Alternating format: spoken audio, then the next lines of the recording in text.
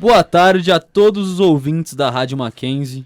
Hoje estamos com uma bancada recheada com uma parceria com o projeto integrador idealizado pelo nosso professor Anderson Gurgel. Eu sou o Gabriel Buquerque, sou o terceiro semestre de jornalismo do Mackenzie e faço parte também do Arquibancada Mac. Hoje a gente tem uma conexão de universidade do mercado, o universo social, político e econômico dos games e esportes eletrônicos. Aí junto aqui comigo a gente vai ter o Marcelo Bátira, que é formado em Publicidade e Propaganda pela SPM e mestre em Comunicação pela Faculdade Casper Libero. Trabalhou na ESPN Brasil e Confederação Brasileira de Tênis antes de migrar totalmente para o universo de esporte eletrônico desde 2018. Trabalha como manager de criadores de conteúdo do universo dos games e atualmente também é professor do curso de Mídia e Entretenimento da pós-graduação do Mackenzie. Também temos hoje aqui o nosso ex-aluno Henrique. O Henrique que era ex-aluno da Universidade Presbiteriana Mackenzie, né? Também agora trabalha no meio da publicidade e propaganda da Heineken, né? Ajudando aí com algumas collabs como o Valorant, que é o atual patrocínio que a Heineken está fazendo nesse mundo esportes eletrônico. E também a gente tem o streamer FIFALize, um streamer de FIFA, no caso, muito conhecido aí pelos seus campeonatos nacionais ganhados já, com algumas participações especiais também de outros youtubers. Tá nessa caminhada aí desde uns 2015, 2014, por aí. E hoje a gente vai começar as perguntas já com você, FIFALize, no caso, que foi o último a ser apresentado, né? Bom, eu separei aqui uma pergunta em específico que eu queria saber, primeiramente, sobre... a gente sabe que o FIFA agora, ele não vai ser mais uma parceria junto com a EA Sports Brasil, né, com os esportes eletrônicos, e ele, por conta da não renovação de contrato que teve, né, o FIFA acabou pedindo mais do que a EA estava disposta a pagar, então foi desvinculado o EA do FIFA. Eu queria saber o que você espera dessa transição que está prestes a acontecer depois de tantos anos, né, jogando profissionalmente até no FIFA em si. Então, o que você espera dessa nova abertura que o mercado vai ter e de uma idealização até de um novo jogo da própria eSports? Como que você está se preparando aí para essa mudança? Primeiramente, bom dia, boa tarde, boa noite aí para quem está escutando. Boa noite aqui boa tarde para a mesa. É uma novidade aí bem punk, né? A gente tem aí décadas de parceria entre a EA Sports, que é a produtora do jogo, e a FIFA, que é a controladora, se é assim que a gente pode dizer, né, do futebol mundial. Foi bem isso que você disse mesmo, Gabriel.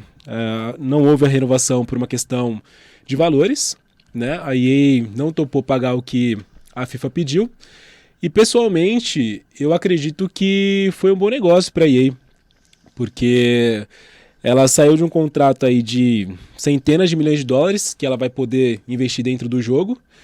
E os caras são muito bons em marketing, né? Mas muito bons em marketing. Então eles já criaram o nome do jogo vinculado ao nome da própria produtora, vai se chamar EA Sports Futebol Clube.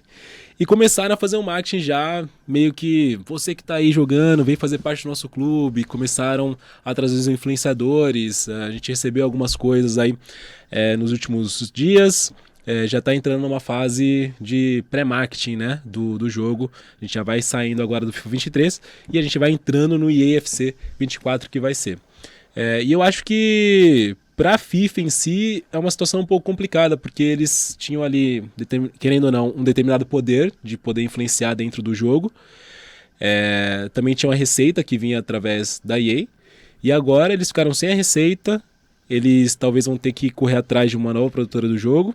Eles disseram que eles vão lançar um novo FIFA aí em breve, mas a gente está falando de décadas de experiência, a gente está falando de Ultimate Team, que é um dos modos de jogo dentro do FIFA que é extremamente lucrativo, a gente está falando de bilhões de dólares, e todo o know-how que a EA adquiriu ao longo desse tempo. Então eles ficaram com o produto, eles ficaram com o know-how, eles ficaram com a expertise, com a equipe, com tudo, só perderam meio que o nome, que talvez não seja tão ruim assim, já que eles podem criar a identidade deles agora sem estarem vinculados a nenhuma outra empresa. Óbvio que, querendo ou não, tem um impacto, porque a gente está falando de décadas aí de nomenclatura, né, que todo mundo conhece, mas acho que é uma oportunidade para eles também. Acho muito interessante você ter falado sobre isso, sobre até um benefício próprio. Acredito que até o Henrique possa explicar um pouco mais sobre isso, né? Sobre a perda de um nome reconhecido mundialmente, que é a FIFA, e sobre também uma empresa que faz os jogos, que é patrocinada, por exemplo, que era vinculada junto com a FIFA, ter perdido toda essa marca exponencial, né? Então, ô Henrique, como que você acha a tua avaliação sobre a questão mais do comércio em si, a questão mais de propaganda, vamos dizer, né, do próprio jogo? Você acha que a FIFA ela vai ter mais prejuízo por ter que correr atrás de todo um desenvolvimento, até porque a EA já vinha fazendo um trabalho gigantesco, um projeto enorme, enfim. Eu queria que você acabasse falando um pouco mais sobre o seu conhecimento em si na área, se o Marcel também quiser dar uma pontinha sobre o conhecimento dele. Acho que é mais o intuito do podcast, assim, essa troca legal que a gente pode ter aqui. Boa. Bom, boa tarde, boa noite, bom dia para todo mundo que tá ouvindo. Eu concordo muito com o Lais, eu acho que se eu fosse a galera da EA eu ia estar super seguro, porque é um produto já consolidado, é um produto já líder de mercado, e eu acho que a FIFA que acaba perdendo nesse caso, porque é um jogo muito conceituado e acho que muito em relação a... acho que a EA tinha que respeitar muitas coisas impostas pela FIFA, e se a EA conseguir correr atrás dos direitos de alguns campeonatos que não pertencem à FIFA, de algumas equipes que não pertencem à FIFA, pode falar aí. Já conseguiram, já estão com um clube, já tem algumas ligas já que estão fechadas. Principalmente a Libertadores, né, que eles eram bem fortes. Agora a própria Premier e todos os outros campeonatos, porque até tem a UEFA, né, que é a outra concorrente da FIFA. Total da FIFA, então eu acho que esse era o ponto. Acho que se seria ruim para a EA se a EA perdesse os campeonatos e as equipes por conta do licenciamento. Então acho que pro lado da EA tá mais tranquilo e é isso, acho que foi uma fase, é um período, acho que agora marca, né, esse novo começo do jogo, mas vai ser muito tranquilo para a EA por conta, complementando lá, assim, acho que a equipe de marketing da EA, tudo que eles fazem relacionados a collabs, tudo que envolve o ex-jogo FIFA, né, muito mais tranquilo. Acho que o único problema que vai ter um pouco talvez seja para desvencilhar um pouco do público, de não chamar de FIFA, de não tratar como FIFA, porque eu acho que isso vai ficar para sempre, né, mas do lado de EA, acho que todo mundo que joga mesmo, conhece, sabe que ela é a publisher, tudo que acontece em volta é responsabilidade da EA, né, então acho que do meu lado de marca, esses seriam mais minhas preocupações e os acertos aí que a galera teve. Eu acho que a EA já devia estar se preparando para essa mudança há muito tempo. Acho que quando eles olharam no contrato lá, a data que ia, falaram assim, aqui é o prazo limite, porque depois de ganhar uma graninha aí pequena e tal, os caras só... O nome consolidado, acho que se despontaram como líder do mercado assim, há anos-luz de distância dos concorrentes. E é para que existe um concorrente mesmo, né? Eu acho que pra gente que vive com criador de conteúdo, que gosta do jogo, acho que só tem a acrescentar, né? Duvido muito que a FIFA venha com um novo jogo, sabe? Acho que eles devem estar esse comentário agora, não, vai ter, a não ser que venha uma empresa que já tenha um jogo preparado e entre como parceiro da FIFA, mas duvido muito porque é um mercado muito competitivo. A própria FIFA sabe que não vai conseguir bater o jogo da EA, né? Sim. Então, aqui que ponto que vale a FIFA, que também é toda uma entidade lucrativa, que tá ali no seu conforto, pô, agora eu vou ter que bater de frente com o monstro que eu ajudei a criar. E nem é do mundo de jogos em si, né? É do futebol, e um risco alto. Então eu acho assim, que pra EA tá muito tranquilo, acho que só desvincular o nome que vai levar um tempinho. Acho que a gente chamava o PES Winning Eleven até pouco tempo atrás. É verdade. Mas a gente viu que é possível, né? Hoje já ninguém quase lembra de Winning Eleven, todo mundo já fala PES. Futebol, quando você me chama de futebol. São gerações, né? Que vão... São gerações. Acho que se o jogo for bom, acho que vai pegar aí no rápido. Acho que também não vai mudar muita coisa da mecânica do jogo em si, mas acho que tende a melhorar em questões de eventos, de publicidade. Acho que isso daí eles vão ter uma...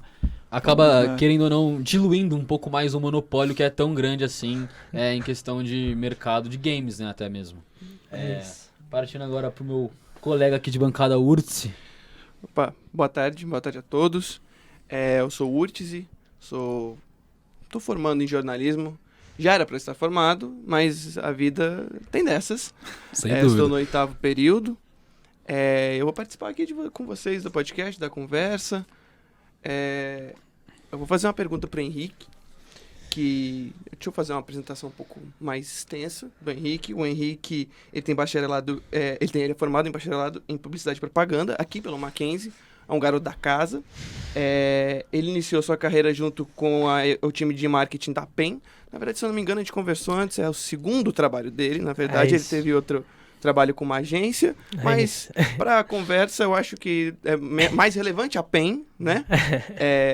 Não sei se eu posso falar que você trabalhou com a Red Bull. Posso falar? Pode falar. Porque agora ele trabalha com a Heineken, né? Eu não quero um conflito de interesses aqui pro Henrique, mas ele trabalhou com a Red Bull, ele já tá familiarizado com esse nosso mundo dos esportes. Já é um macaco velho, apesar de ser jovem, não é mesmo, Henrique? É isso.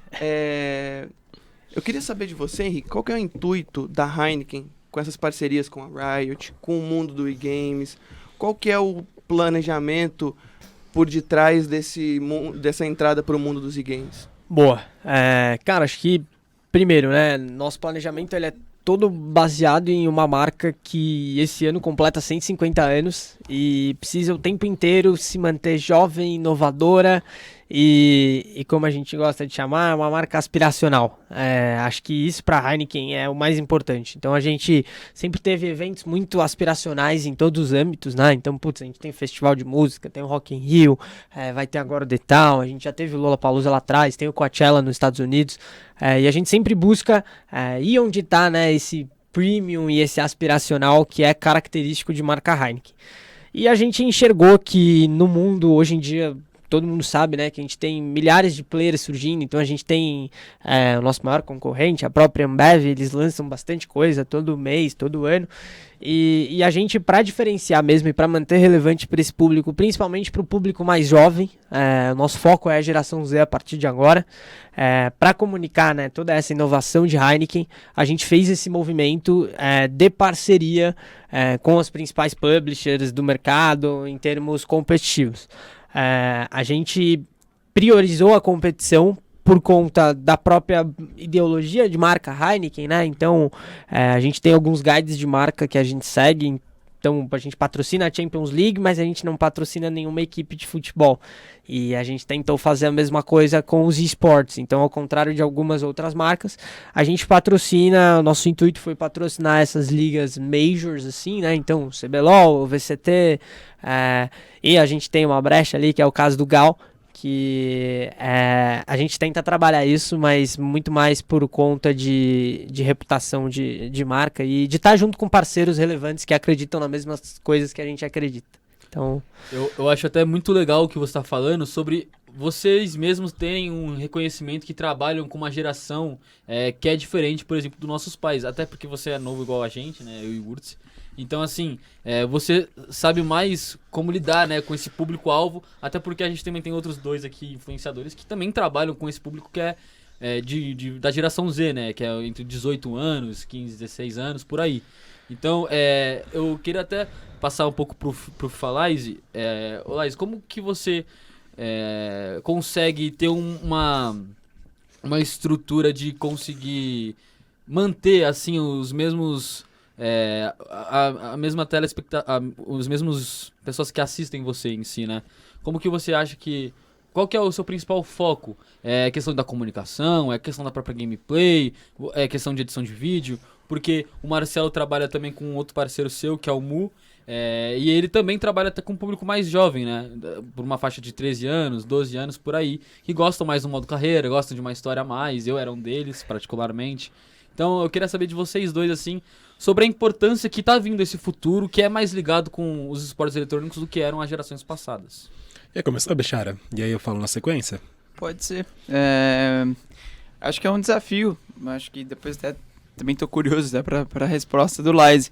Acho que falando sobre o Mu, até o Mu e o Lise são públicos de FIFA, mas a gente é muito perceptível a diferença entre os dois, né? Acho que até pela questão do conteúdo, mas o perfil é muito muito diferente. Acho que quem tá focado ali no Mu quer um tipo de conteúdo. Às vezes a pessoa pode ser até o mesmo cara, né? O mesmo pessoa que acompanha os dois, mas são programas diferentes, né? São programas do mesmo tema, mas com propostas diferentes, né? Acho que questões do Mu ali a gente tenta se renovar o máximo possível, sempre ficar atento às principais coisas que estão acontecendo no FIFA, ver o que alguns criadores lá fora estão fazendo, para ele tentar renovar, porque, por exemplo, ele faz um modo carreira que tem 150 episódios, né? Todo ano, né?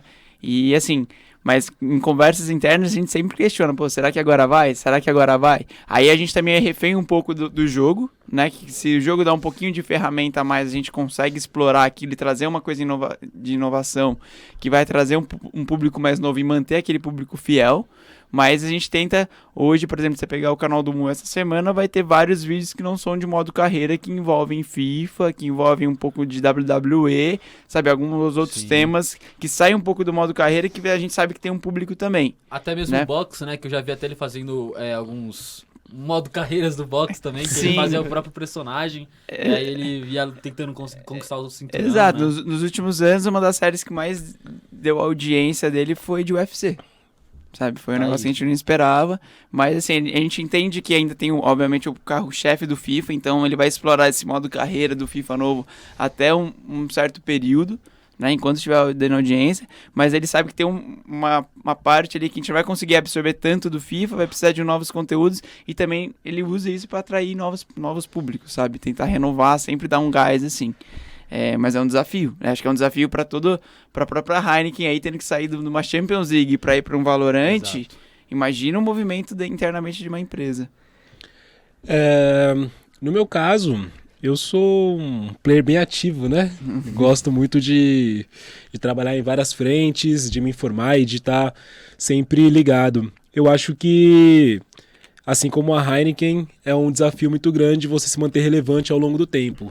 O que são 150 anos para a Heineken, sei lá, né, nesse mundo de bebidas, etc. 10 anos, que é o tempo que eu me mantenho ativo aí, seria o equivalente, talvez, e você se renovando e tudo mais.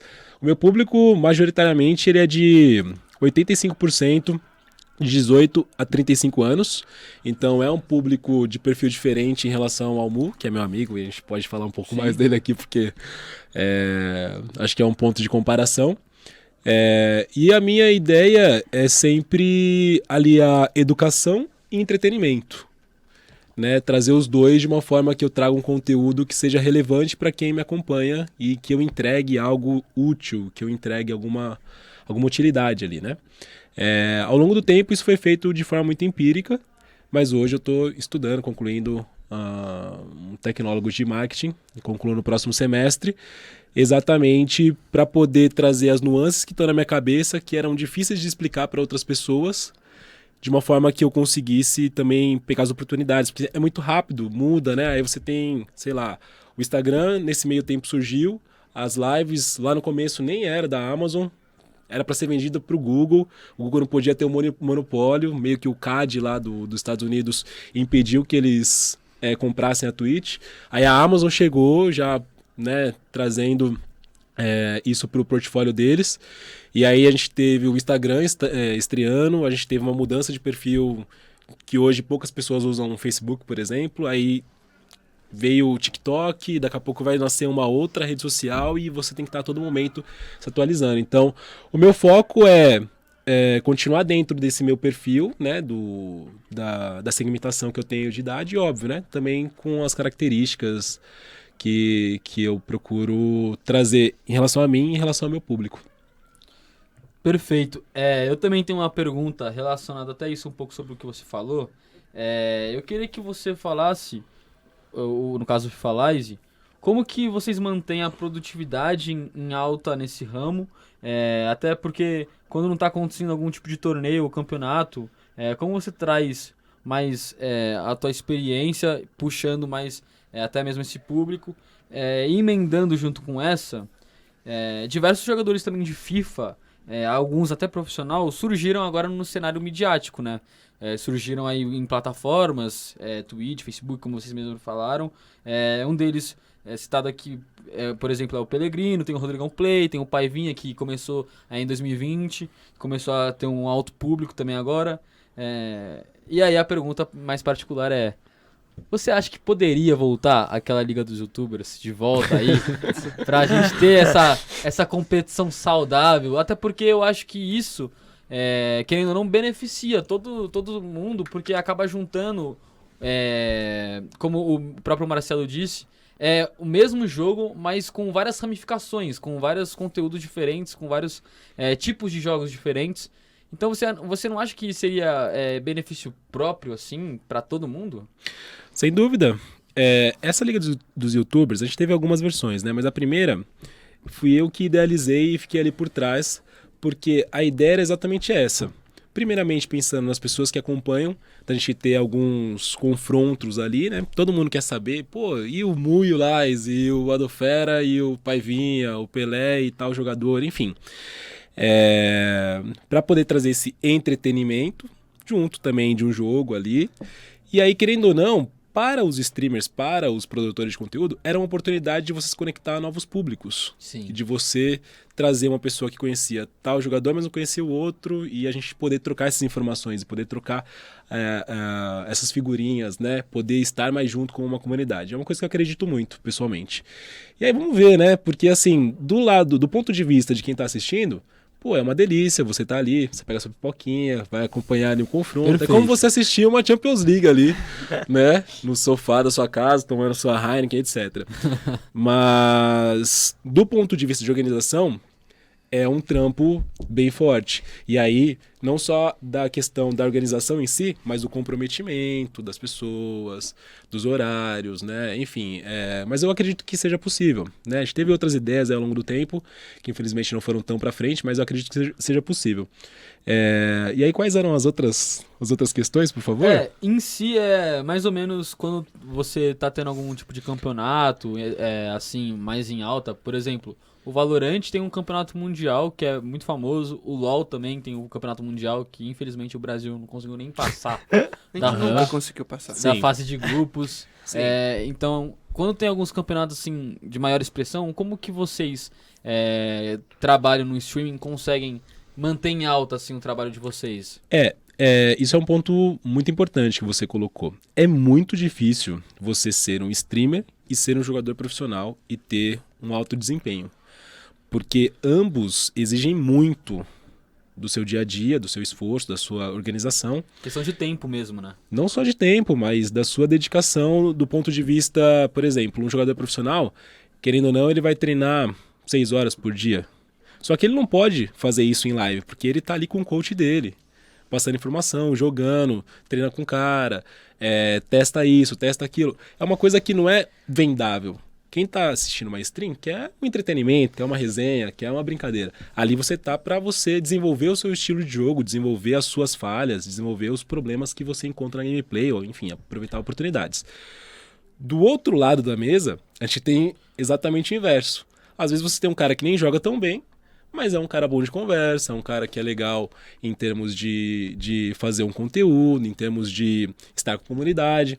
Então é muito difícil você conseguir aliar esses dois pontos.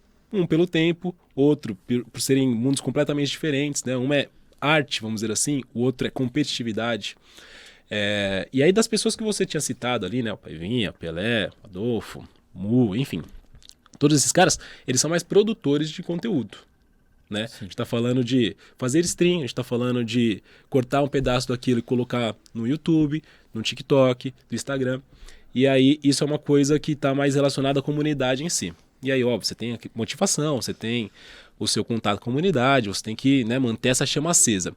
Do lado do ponto de vista do jogador profissional de FIFA e de outros esportes, tem essa rotina aí de treino duro, inclusive treino físico mesmo, de você ir para academia, de você desenvolver isso para ajudar o seu reflexo, por exemplo.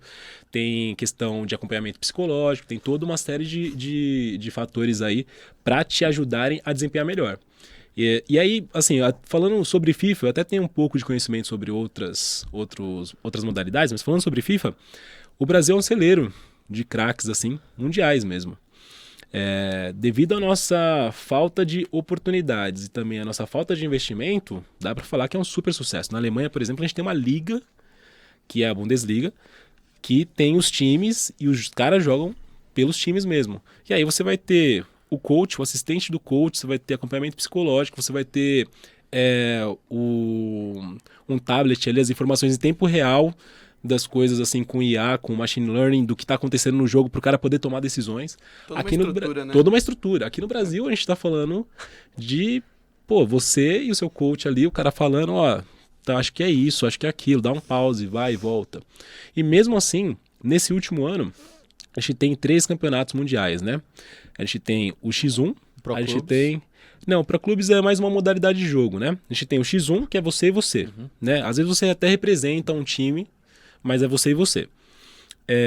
Você e seu oponente, no caso. Você tem o 2x2, que é o Mundial de Clubes, então joga-se em dupla.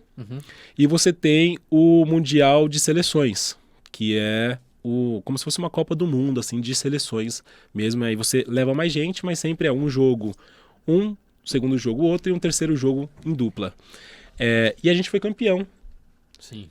mundial com a seleção. Então, no campeonato de seleções de países, a gente foi campeão. Chegamos muito longe em clubes. E a gente sempre tem vários e vários caras chegando no X1, mas ainda não conseguimos ser campeões. Mas assim, tá avançando muito, né? Então, comparado a outras modalidades, o FIFA tem esse desenvolvimento. E tem jogadores que jogam hoje para clubes europeus, no Ajax, na Inter, para lá e para cá. Mas ainda assim é muito incipiente, é muito básico, muito embrionário ainda o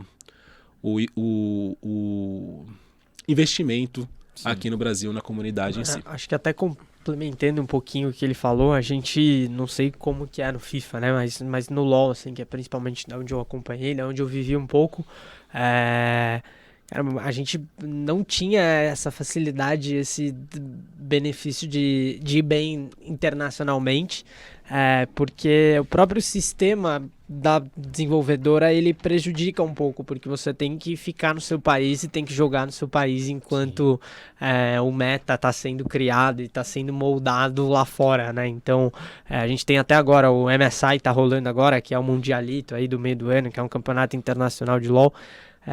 E é isso, assim, foi o primeiro jogo nosso, a gente jogou bem, mas a gente perdeu. A gente esqueceu de Muito comprar por- o item de jungle. Muito por conta Vou me de... esquecer. De verdade? disso. Muito por De conta verdade, de... nosso Diego Doc velho. Muito esqueceu por de conta comprar. de nervosismo, Que loucura, acho, de não ter velho. experiência mesmo de Sim. jogar em stage internacional, que é um negócio que conta muito e dificulta bastante, assim. Então eu acho que, às vezes, as próprias desenvolvedoras complicam o jogo e o cenário competitivo para nós que somos brasileiros, assim, sabe? Eu acho que nesse caso aí que você citou, tem esse fator de ter uma empresa por trás dona do jogo, isso. né? Quando a gente tá falando de futebol, você tem Você tem um uma espaço abertura, maior. né? Pô, vamos fazer um campeonato aqui? Nós, vamos. Não é isso. tão Cara, simples, né, você fazer com... Falando aqui como uma pessoa de fora, um telespectador, eu e o Urtz particularmente, a gente já acompanha esse cenário de LoL no qual você trabalhou, e é bastante frustrante em si. A gente já teve algumas equipes que, assim, a gente denominava como a melhor equipe do Brasil que a gente viu foi Pen no caso, a Game Pen Game 2015. que, cara, Eu ia falar isso. até os jogadores internacionalmente mesmo falavam que a gente, o caso, mecanicamente era muito bom. Só que o problema, eu acredito, é a falta de estrutura que tinha. Por exemplo, você vê em 2015 a Pen Game com a house deles, eles moravam quase num sobrado particularmente. Era um andar de cima com 3 computadores, mais 3 computadores embaixo. Aí eles às vezes até dividiam com outros times. Você tinha tipo um time treinando em cima e outro embaixo. Aí o cara tinha que ir lá na cozinha pra pegar alguma coisa pra beber água. Aí ele subia, aí eles achavam já que você tava tentando espionar o treinamento deles. Então assim, basicamente essa falta de estrutura que a gente vem vivendo, né? E eu acredito que agora, conforme a gente vai ganhando esses campeonatos mundiais que são importantes para a visibilidade do nosso país, a gente consiga mais esses investimentos, no qual, por exemplo, a Heineken está fazendo agora uma campanha gigantesca, né? Eu acho que quando você entra em âmbito competitivo, hoje em dia as coisas mudaram muito, né? Hoje em dia você não consegue prender mais 5 jogadores jovens numa gaming house, os meninos morando, acordando, Sim. indo dormir juntos, né? Hoje em dia mudou um pouco, é muito mais visto como profissão, que o cara vai acordar, ele precisa estar no escritório dele às 9, e aí ele vai ter um treino tático, ele vai fazer 3 blocos de screen, ele vai jogar, e vai ficar 8 horas lá, e depois vai sair e vai viver a vida dele, assim, sabe? Eu acho que a gente tem esse formato crescendo, e hoje em dia acho que quase todos os times ainda adotam esse formato. Mas, de novo, assim, eu acho que quanto menos a gente jogar e quanto menos a gente for pra fora em maior quantidade, né? Então ontem o time do Fluxo anunciou uma parceria com a Team One, que é um time da Coreia de LoL, e eles vão ficar 20 dias lá jogando com o time B e o Academy desses caras. Então Eles eu são acho muito que bons, né? sim, que é Seriam campeões do LoL, incontestavelmente, aqui no nosso cenário. que daria um trabalho, eu acho, pra galera do nosso cenário aqui. Então é muito legal a gente ver a própria Riot no movimento pra tentar fomentar isso. Ele levou o vice-campeão e o terceiro lugar do CBLOL lá pra fora pra jogar contra esses caras. Mas eu acho que é isso, eu acho que agora sim, acho que Valorant foi muito bom pra Riot aprender o caminho que teria que seguir com League of Legends, né? Acho que com o LoL foi tudo muito rápido, tudo muito grande, e aí eles demoraram para adotar o sistema de franquias. Agora no Valorant a gente já vê que, assim, o time brasileiro, dimensão, né? um time brasileiro no topo, né? Tudo bem, a gente tá falando de FPS, o brasileiro tem esse costume de jogar melhor FPS, Sim. mas tem esse esquema, porque, por exemplo, o time do Brasil joga com os melhores da América, então já é um padrão, assim, o time brasileiro seta o meta, então não é igual o LoL que a gente se adapta ao meta, então eu acho que... Manda bala. Não, eu só acho que eu sempre fui muito crítico a essa questão da Riot de prender o LoL nas suas regiões, mas como empresa, e vendo o que aconteceu com o CS hoje, acho que faz total sentido. Né? Com a pandemia, o CS migrou totalmente para a Europa. Tipo, o cenário norte-americano praticamente acabou. O cenário brasileiro, cara, assim, tem vários times aqui, mas... brasileiro gaulês. Mas já não compete com os de fora. Então, assim, pensando como a cabeça da empresa, cara, é muito interessante. A Riot tem fomentado um cenário sul-americano muito forte, tem um cenário norte-americano muito forte, tem...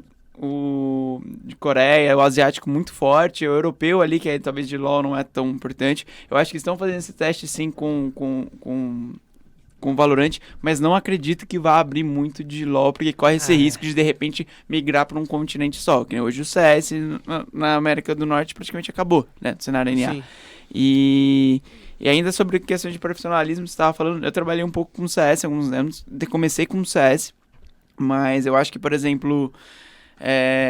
teve o lado bom de profissionalismo, né, de as pessoas tem contrato hoje em dia, né, profissão, tudo. Acompanhamento, tudo. Mas o CS brasileiro só foi campeão nos últimos anos atrás porque os caras não tinham as organizações, podiam fazer a panela dos melhores, os 5 melhores do Brasil e formar o melhor time do mundo. Por isso que hoje não vai acontecer mais. Pode acontecer um caso de um time, sei lá, do CS, que acho que é a nossa modalidade de esporte mais vitoriosa, assim, da história, sem dúvida, né, do Brasil.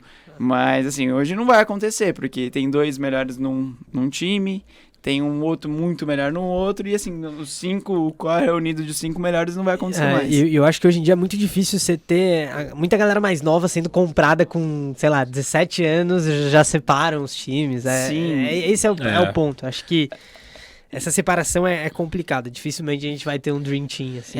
E brasileiro não tem paciência, né? Não tem. Isso que eu ia falar. Até acho fazer que a minha tudo, culpa. né? Até pra ia fazer a futebol, minha né, culpa cara? aqui. Fazer a minha culpa aqui. Porque a gente falou do item da Jungle aí que a gente esqueceu de comprar no primeiro jogo da MSI. Mas só colocar um ponto que, com certeza, o Jungler, ele queria comprar o item, não é como se ele fizesse isso pra trollar.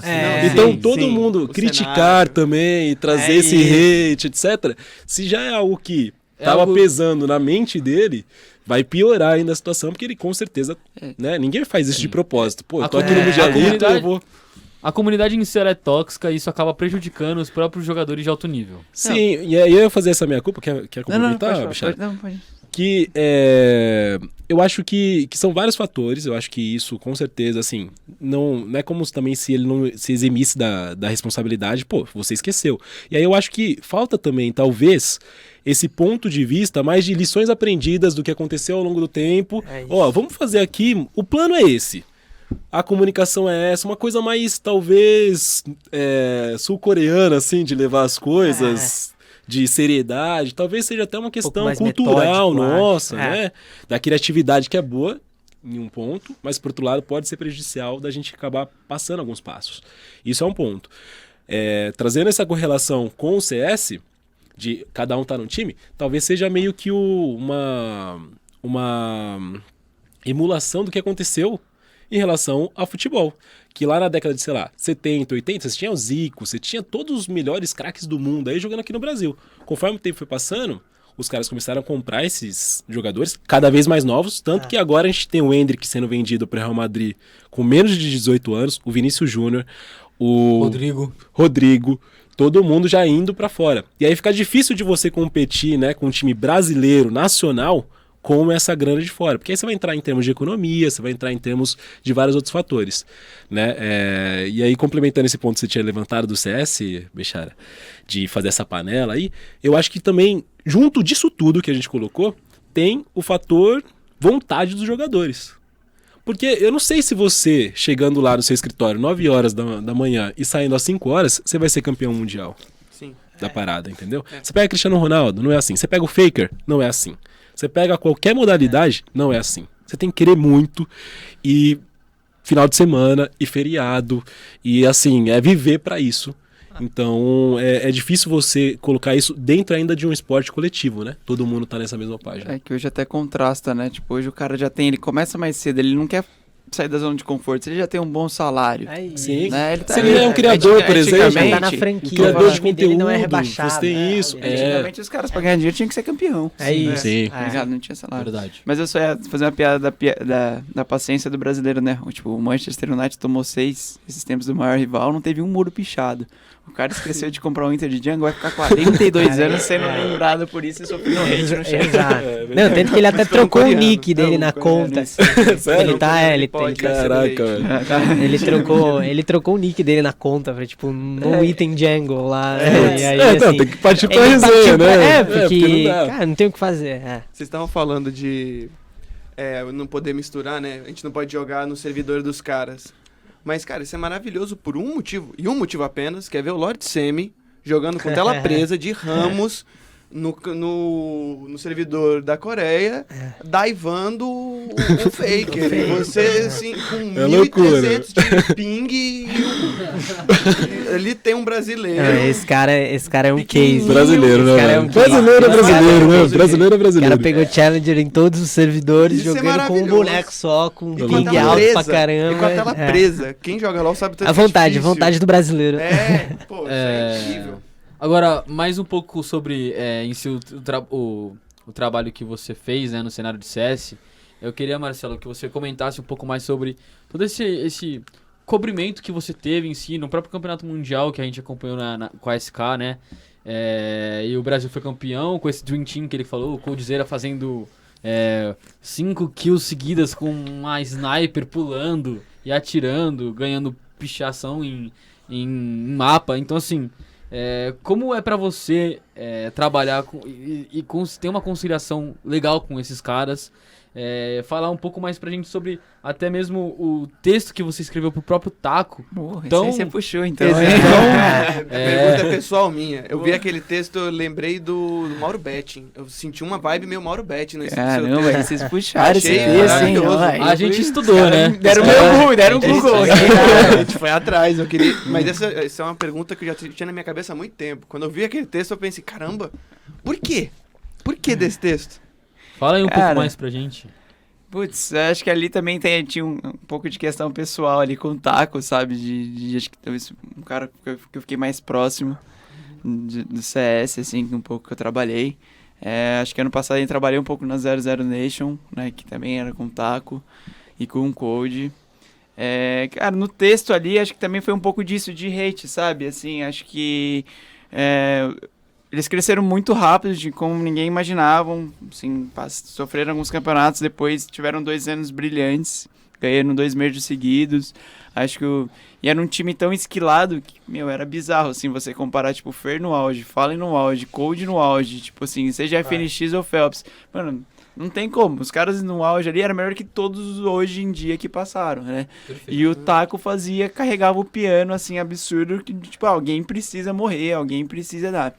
E, obviamente, assim, acho que a análise ainda é muito fria, era muito questões de números, tanto que depois, né, acho que quando o Taco saiu foi foi o fim ali, né, de fato, de uma época.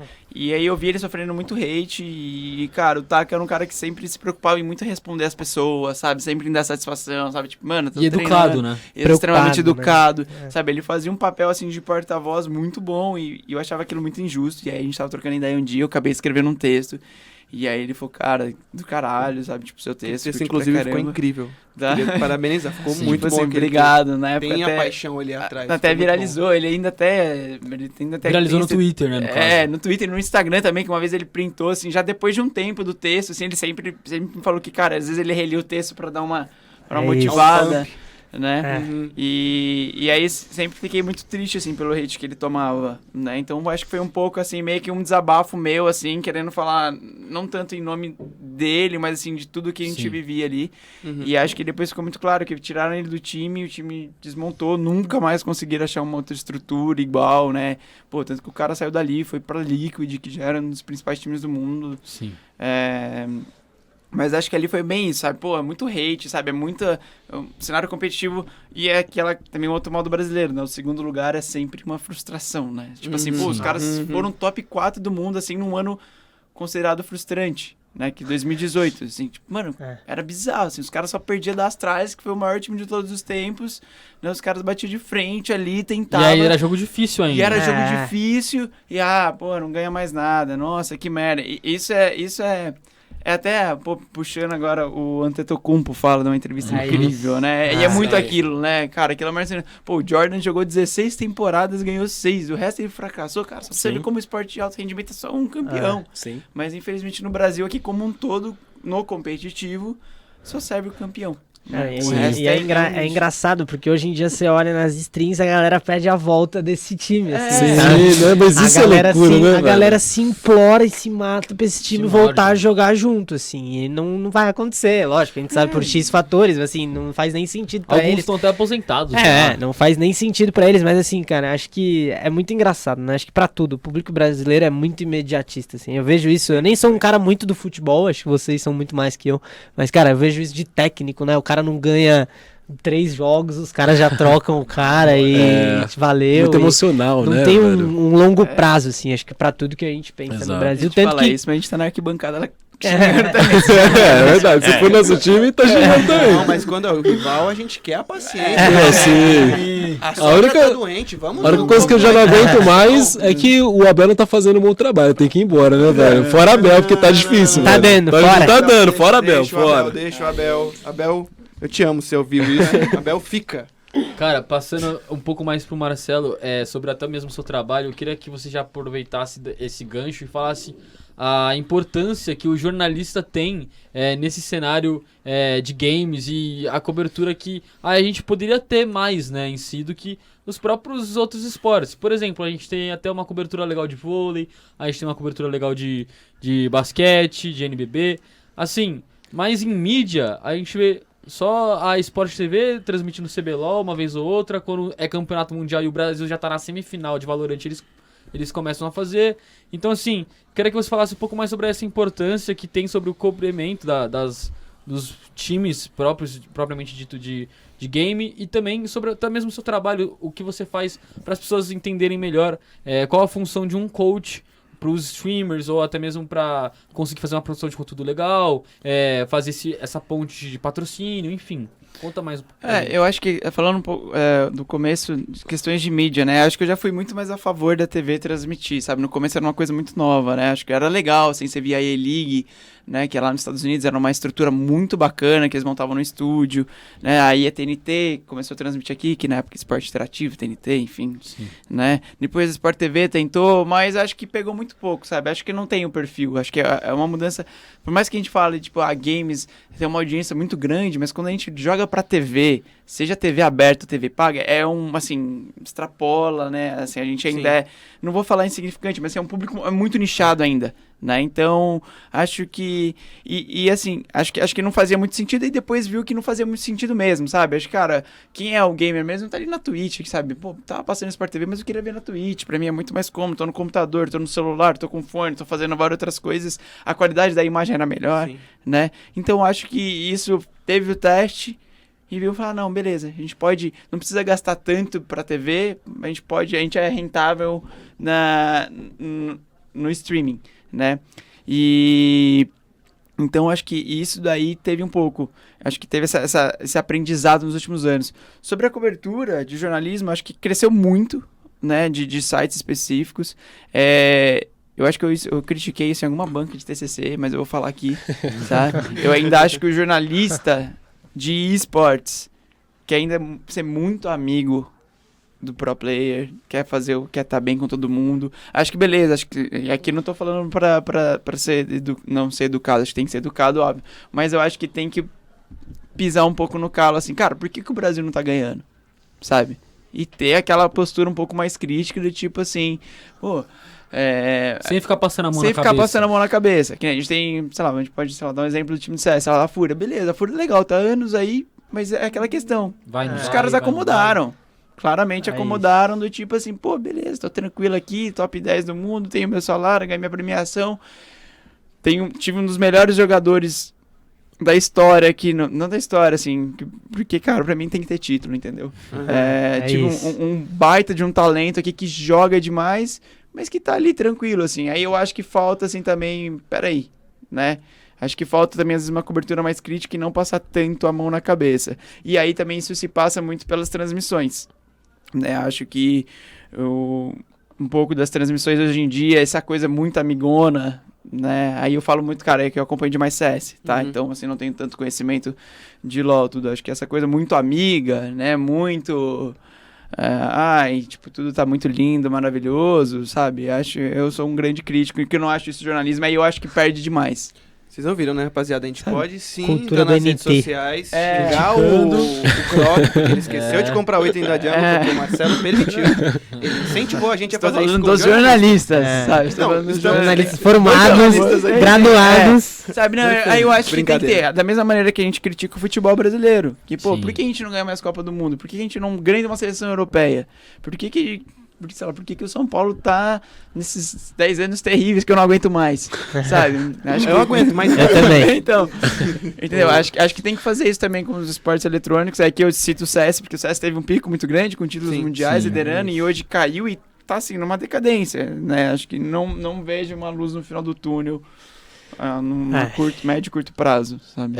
Tanto que até estão migrando bastante, né? O próprio público assim do CS pro Valorant. Acho que o Henrique pode falar até um pouco mais sobre isso. A gente teve agora a vitória, a Loud sendo campeã mundial com o Aspas, com o Saci, entre outros, né? Então, Henrique, eu queria saber também um pouco mais sobre o trabalho em que a Heineken tá tendo com o Valorant. Você acredita que vocês mesmo, propriamente dito, começaram esse trabalho nacional por conta desse hype grande que tá tendo? Até porque a gente tem um time ainda bom, que é no caso a Loud. Então, assim, por que a escolha do Valorant? Por que vocês decidiram fazer em si esse projeto? Porque a gente tinha outros times, tinha outros tipos de jogos que até são um pouco mais consolidados, como até mesmo o próprio CS. Então, por que a escolha em si do Valorant? Até que a Heineken já até trabalhava com o LoL, né? Exato. 2022 lá no CBLOL, a gente fez o Halftime Show. Foi do caramba. A gente... Cara, acho que a escolha de Valorant, ela é muito... Ela não é pensada... Sempre que a gente fecha um patrocínio, a gente nunca pensa no primeiro ano, sabe? Eu acho que é sempre pensando lá na frente, pensando em estar junto da comunidade e como o Heineken pode agregar para a comunidade. Eu acho que como participante da comunidade desde sempre, eu sempre tenho esse estalo do, cara, eu preciso devolver para a comunidade alguma coisa e o que eu vou trazer de Heineken legal para a comunidade. Cara, eu sinceramente, tá? Tem algum time que deve estar interessado em quantas Heinekens vão vender por conta do patrocínio de CBLOL, por conta do patrocínio de VCT, mas não é o meu foco nesse primeiro momento, é mais, cara, entregar pra comunidade, dar essa segurança toda, acho que pro ecossistema de games do, cara, a Heineken tá investindo aqui, então acho que talvez estejamos no caminho certo. E a gente trouxe Valorant pra dentro da companhia, principalmente por conta de... A gente tem alguns probleminhas em relação a trabalhar CS. muito por conta ainda de... Só tiro, internamente internamente é muito difícil você chegar para uma marca um pouco familiar, de 150 anos, ainda é uma discussão complexa internamente pra gente falar, putz, vamos apoiar um jogo que é tiro na cabeça contra terrorista e terrorista. E bomba. E bomba. E plantar uma C4 ou defusar a C4. Eu acho que assim, é o combo do terror do marqueteiro, assim, né? E aí a gente vê Valorant como uma saída pra isso, porque ele entrega um jogo de FPS, é dinâmico, tem os poderes e tudo mais, ele muda um pouco, né? Não é tão parecido com o CS, mas ele é muito mais, ele é cartoonizado, ele é um jogo Exato. que, ao invés de ser terroristas e contra-terroristas, ele é atacantes contra defensores, a bomba é um dispositivo tecnológico que chama Spike, então eu acho que tem muitas mudanças que deixam a gente mais seguro, e além também de, acho que ser um jogo da Riot, eu acho que a gente sentiu bastante confiança, acho que diferente, a gente entende todos os percalços do CS aí, e como que a Valve lida com Counter-Strike, então pra Querendo ou gente... não, é uma estrada mais segmentada, né? Não é tão esburacada. Eu acho que eles erraram muito com o LoL e aprenderam e acertaram bastante já no começo de Valorant. Então eu acho que eles sabem pra que lado eles vão, assim. Acho que LoL é mais difícil deles mexerem, eu concordo com o Marcelo. Porque, cara, acho que é a galinha dos ovos de ouro, né? Então, um time que tá ganhando não mexe. Mas aí Valorant eles têm essa liberdade pra usar mais. Por exemplo, a própria ativação do bar que a gente fez, se a gente fosse pensar em League, não seria viável, sabe? Por todo o trabalho que eles têm de conservação de marca e tudo mais. E ficou muito Então, legal, inclusive, o bar. acho que Ficou muito legal. Valeu. Ficou muito legal. Pô, mas acho que é isso. Eu queria fazer uma pergunta pra você, FIFA Lies. Eu sempre quis fazer uma pergunta com entonação misteriosa. Eu queria perguntar pra você. Sobre o mundo de streaming e as plataformas, né? Vários streamers acabaram fazendo essa migração por ter a seguração de contrato. No caso, estamos falando de plataformas. Por que você acha que os streamings optam por essa seguridade se no início vocês não tinham essa seguridade? De contrato, no caso. Sim. Eu acho que... Eu acho que assim, vou falar por mim, né? Não sei como falar para outras pessoas, mas no meu caso, quando eu comecei, eu nem tinha essa ideia ainda de que era possível viver disso. Era um hobby que depois eu vi uma oportunidade, falei, quer saber? Vou para cima, mas era, né, totalmente diferente do mundo de hoje. E eu acho que é muito mais pela estabilidade. Então, quando a gente olha em termos de plataforma, se a gente pudesse meio que simplificar, a Twitch é meio que a maior audiência. Só que ela também sabe do poder dela, do ponto de vista de visibilidade. Então ela te dá a plataforma, mas ela fala, olha, resolve aí, vamos dizer assim. Se vira. E quando surgem essas outras possibilidades, essas outras plataformas, eles precisam de alguma maneira ter um diferencial. Geralmente o diferencial é através de um contrato com mais segurança. Então vai do streamer olhar e falar, peraí, então eu vou trocar mais visibilidade por uma maior segurança, né? Sabendo que possivelmente isso vai afetar a sua comunidade, vai afetar a sua visibilidade, vai afetar a forma como você se comunica com o seu público. Mas antes de todos esses pontos, eu acho que vai muito também do streamer definir isso e ter essa missão de quem ele quer atingir, de que maneira, construir isso de uma forma saudável para que ele possa fazer até mesmo uma mudança e que seja mais tranquilo para quem o segue. Né? Mas eu vejo muito por conta dessa estabilidade. Você me pergunta por quê? Eu acho que é do ser humano, né? Buscar esse conforto nesse sentido. Mas assim, e até falando também sobre a minha experiência, se eu pudesse voltar no tempo, talvez eu tivesse feito de forma diferente, mas é muito difícil poder falar, porque talvez parte do conforto ou da tranquilidade de poder tomar outras decisões hoje venha dessa segurança que aconteceu por uma mudança de plataforma. Mas eu sei que talvez assim, olhando a longo prazo, né, talvez fosse mais interessante caso eu tivesse, né, permanecido. Mas é muito difícil, porque assim... foi mais um tiro no escuro, né? Porque era novo você não ainda. sabe. E assim, você vai trocar o certo pelo duvidoso, você vai trocar o duvidoso pelo certo, é muito difícil de você poder elencar isso, né? Mas é como eu vejo a maioria dos streamers acontecendo aí.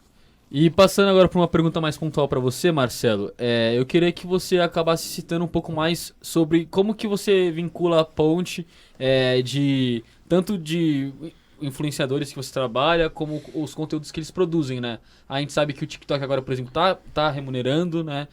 O próprio Shorts do YouTube também faz isso já. Então, eu queria saber como que você faz a mediação de conteúdo deles para o que é mais rentável pro próprio público e pro próprio YouTuber, no caso. Eu também queria que você citasse brevemente, você acabou citando sobre alguns patrocínios que vieram buscar você para entrar em contato com as pessoas que você trabalha, e citou a casa de apostas, né? Que você, particularmente, não curte muito a ideia. Então, eu queria que você falasse um pouco mais sobre a dificuldade que se tem de você conseguir em si uma seguridade nos patrocínios. Bom, acho que sobre a questão de conteúdos, né? Acho que existe hoje acho que já mudou, assim, né? A gente falava influenciador, a gente fala youtuber, streamer, a gente já fala criador de conteúdo, porque, no mínimo, ele precisa estar em 2 plataformas, Sim. que seria ou YouTube, ou Twitch e Instagram, né? Acho que se você não tá no Instagram, você não tá vivo, né? Quase, né? Então, porque o que eu sempre falo pra eles é o seguinte, às vezes você tem uma rede social muito forte, sei lá, tem um canal no YouTube com 1 milhão, mas você tem um Instagram de 5 mil, sei lá, 1.000 que você não atualiza. Né? Acho que várias marcas vão chegar até você e falar assim, pô, muito legal o conteúdo no YouTube dele, adoro, mas essa campanha aqui é pro Instagram, né? Ou, essa campanha aqui é pro TikTok, né? E aí você acaba tendo que migrar, né? Tendo que fazer esse movimento, aí ele vai aprendendo meio que na marra, assim, tipo, cara, às vezes você não tem tanta afinidade com uma plataforma, mas você precisa estar ali, né? Então, acho que esse movimento é importante para eles entenderem que precisa estar em todas as plataformas para absorver todas as oportunidades que tem, né? Acho que isso aí é muito importante. Hoje, ainda existe a grande vantagem, entre aspas, da convergência de conteúdos, né? Hoje você produz o mesmo conteúdo que você posta no Reels, no Shorts e no TikTok. Ou seja, você está em 3 plataformas gigantescas produzindo, ganhando tempo, né? Você produz um conteúdo e dá para jogar em todas, né? Você otimiza seu tempo e otimiza o trabalho. Mas sempre vai ter o carro-chefe, né? Sempre vai ter ali o carro-chefe. Acho que você precisa ser muito forte numa rede social e aí você vai migrando para outra. Até porque os públicos passam a ser diferentes, né? Acho que tem infinitos exemplos que a pessoa tem 10 milhões no YouTube e 100 mil no Instagram, sabe? Assim, tem uma dificuldade, né? Tipo, o público, ele acaba... Cara, ele quer consumir, assim, aquele seu conteúdo no YouTube mesmo. Ele não quer saber da sua vida, se você tá indo na academia, se você tá postando alguma coisa mais pessoal no Instagram. Óbvio que tem muita gente que quer. Mas acho que aí você entender um pouquinho da sua plataforma ali, realmente, pra conteúdo.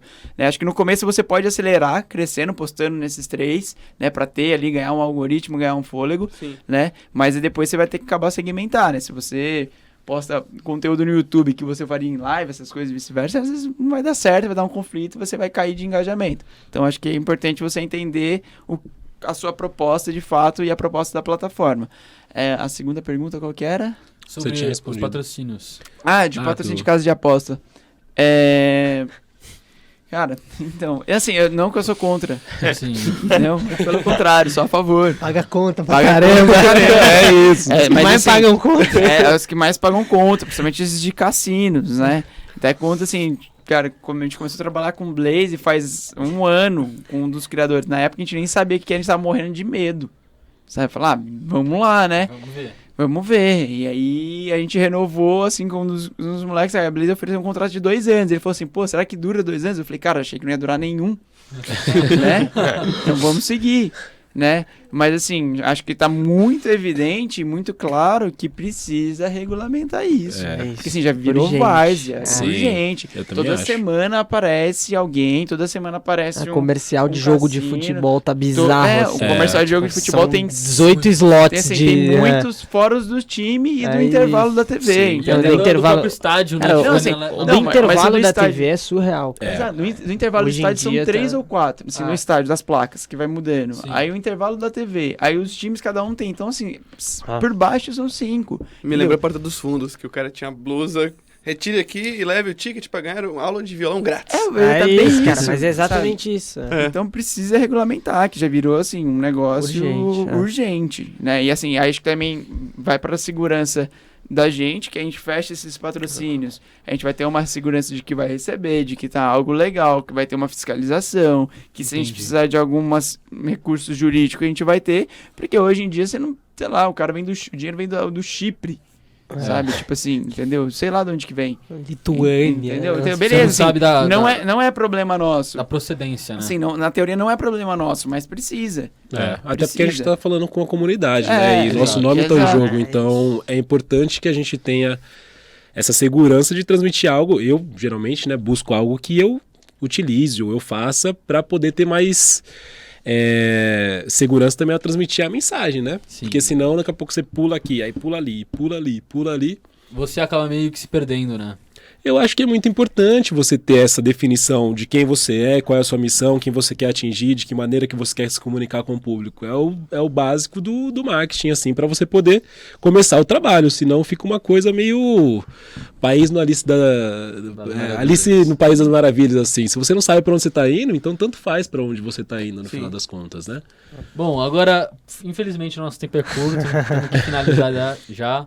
Mas só para finalizar, eu queria que vocês dessem uma dica breve, assim, para cada área de diferentes aqui, que eu acho que o mais importante é isso, né?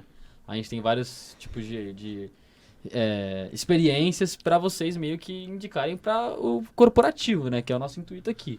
Então, Laís, Legal. qual que é a sua principal dica para alguém que quer ingressar aí no streaming?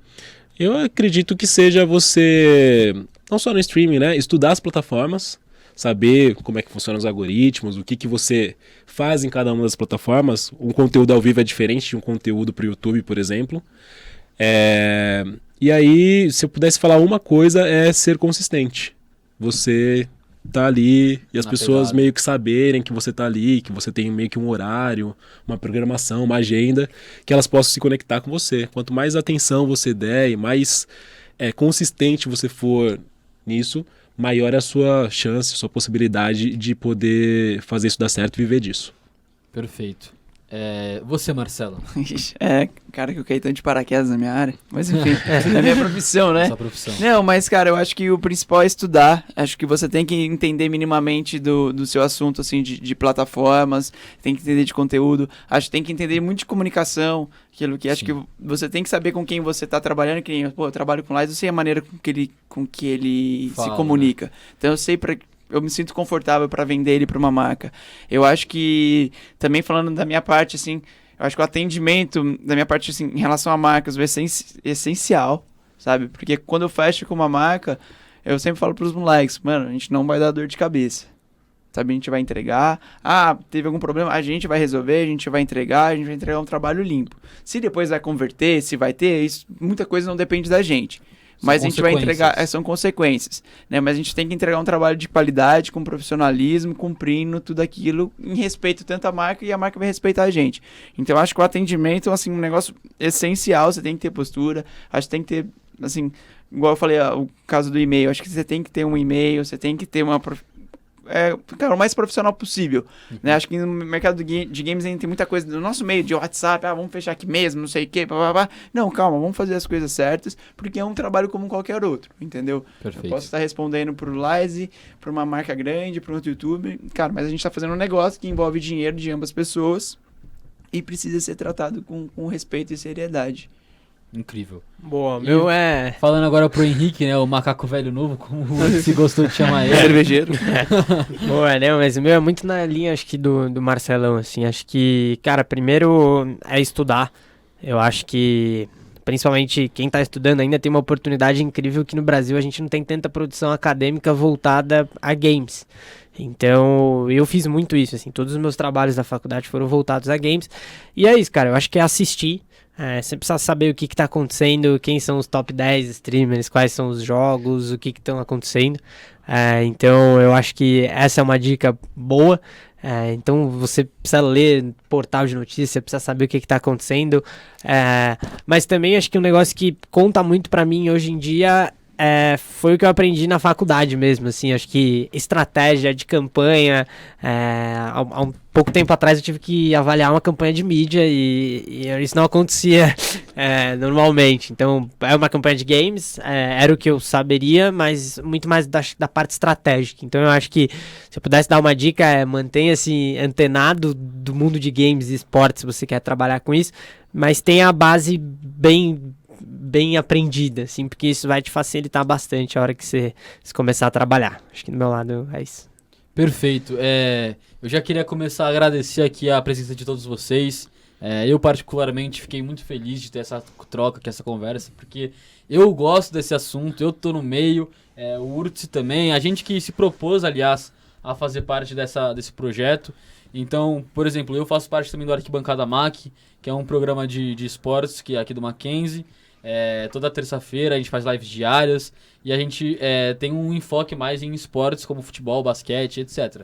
Então, a gente tratar um pouco mais sobre outro tipo de esporte que, querendo ou não, é um esporte, né? Por mais que algumas pessoas dizem que não, mas é um esporte. Quem tá na área, quem trabalha, quem estuda sabe que é um esporte, é uma coisa séria que a gente faz. Eu fiquei muito feliz aqui com a presença de todos vocês. Vou começar já me despedindo aqui do Fifalize, do Lize, como ele gostaria de ser chamado.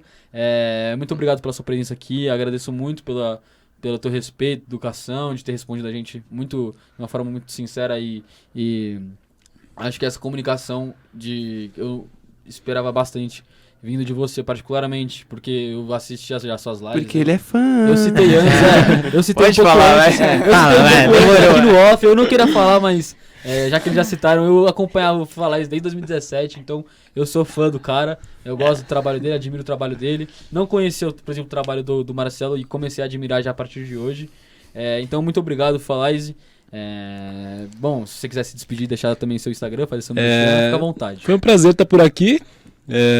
Valeu, Urtzi, valeu, Gabriel, valeu, pessoal do Mackenzie também. Ele decorou meu nome.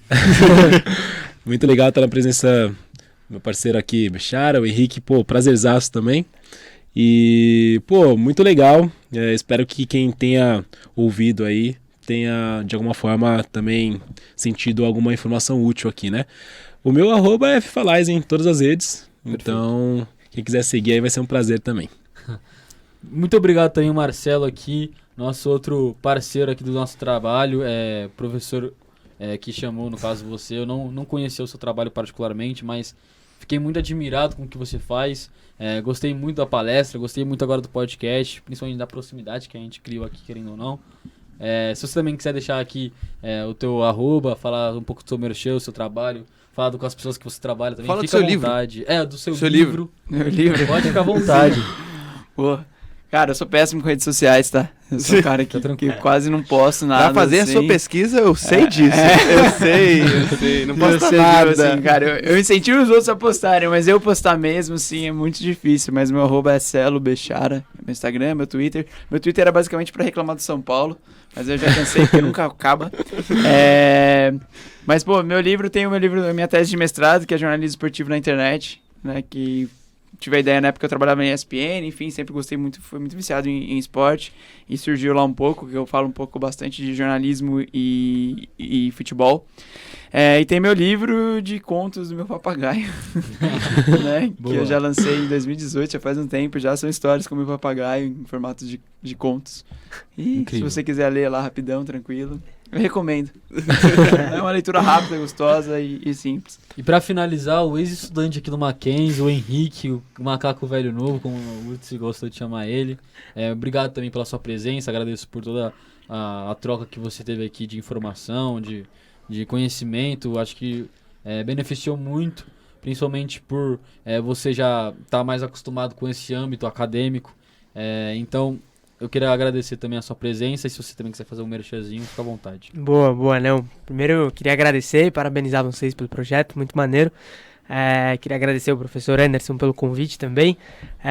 Cara, meu @ nas redes sociais, no Instagram é hreisnunes e no LinkedIn é Henrique Nunes, eu acho que são as redes mais importantes. Eu sempre posto o que a gente está fazendo de Heineken, o que eu penso sobre o mercado também, então é isso, mas valeu demais pelo papo, prazerzão Fifalize, Marcelão de novo, prazer revê-lo, e é isso. Tamo junto. Bom, muito obrigado a todos, obrigado também pelo meu apresentador aqui, o Urtz, vem me acompanhar nessa jornada aqui do projeto.